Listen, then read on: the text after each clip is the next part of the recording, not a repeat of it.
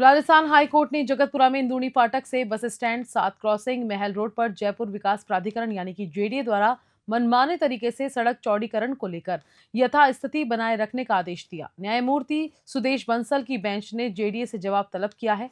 अदालत ने स्पष्ट किया है कि यदि सड़क की चौड़ाई दोनों ओर समान रूप से बढ़ाई जाती है तो स्थगन आदेश प्रभावी नहीं रहेगा और जेडीए को कार्यवाही की छूट होगी। याचिकाकर्ताओं में नीरज मित्तल, डॉक्टर आलोक सक्सेना, डॉक्टर नवनीत डोगरा, भंवर सिंह सहित अन्य शामिल हैं, जिनका कहना है कि जेडीए केवल तपोवन कॉलोनी की तरफ ही चौड़ीकरण कर रहा है, जिससे कई भूखंडधारियों के पूरे प्लॉट प्रभावित हो रहे हैं। 11 की मास्टर प्लान का जो 160 फीट रोड का अलाइनमेंट था उसको परिवर्तित करती है और परिवर्तन करने के बाद 2011 की मास्टर प्लान से सीबीआई फाटक से लेकर के और सीबीआई कॉलोनी, अरविंद नगर, पवन विहार, कुसुम विहार और रोहिणी नगर, जहाँ से 160 फीट रोड ये प्रस्तावित था, उसको सेक्टर प्लान 30 में परिवर्तन कर दिया और परिवर्तन के साथ दूसरी साइड में यानी कि अपोजिट डायरेक्शन में, जिधर ये तपोवन विहार, चंद्रगुप्त नगर, इनकम टैक्स कॉलोनी और ब्रजवाटिका आती है, उस तरफ 160 फीट रोड का डायरेक्शन दे दिया। उससे प्रभावित भूखंडधारियों ने ट्रिब्यूनल में केस फाइल किया 2000 में और 2002 में ट्रिब्यूनल ने एक ऑर्डर किया कि जो मास्टर प्लान 2011 में 160 फीट रोड का सेंटर का अलाइनमेंट है, उस सेंटर से दोनों तरफ बराबर इनको 80 फीट लेंगे।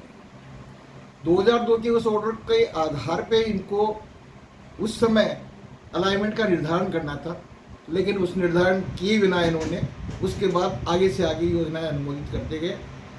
उसको फिर चैलेंज किया।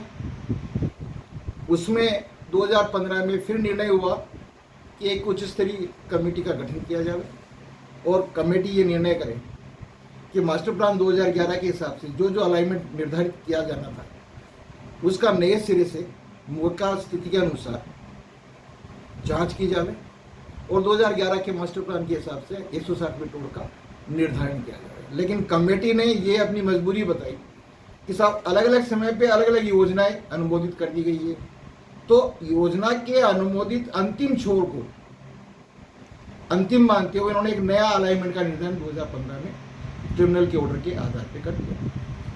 उस 2015 के कमेटी के निर्णय को 9/4/2024 को बिल्डिंग प्लान कमेटी ने अंतिम रूप दे दिया। मास्टर प्लान 2011 का अलाइनमेंट डिस्टर्ब हो गया, इस चीज को भी कमेटी ने माना है।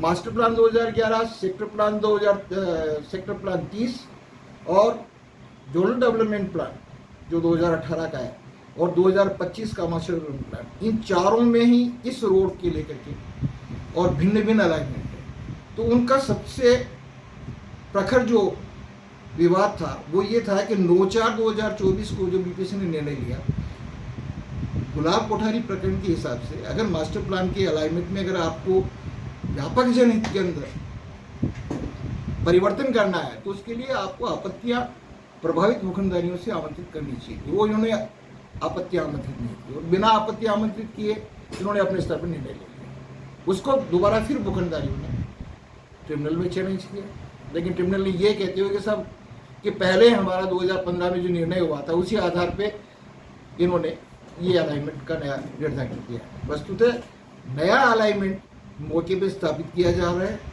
जो मास्टर प्लान 2011 के विपरीत है और 2002 में जो ट्रिब्यूनल ने ऑर्डर दिया था उस ऑर्डर के आधार पे उसमें जेडीए का भी वर्डिक्ट है कि सब हम सेंट्रल लाइन से ही 160 फीट रोड का निर्माण कर रहे हैं और करेंगे। उस वर्डिक्ट को भी उन्होंने नहीं माना और एक नया अलाइनमेंट निर्धारित कर दिया, उससे सारे भूखंडधारी प्रभावित हैं। इसलिए हाईकोर्ट के अंदर उस ऑर्डर के खिलाफ गए हैं। हाईकोर्ट ने यही कहा कि 2002 का जो आपका वर्डिक्ट है उस वर्डिक्ट के हिसाब से आप सेंटर से दोनों तरफ 80 फीट लेकर के निर्माण कर सकते हैं। आपका नाम बता दो। गिरधर गोपाल शर्मा, जेडीए।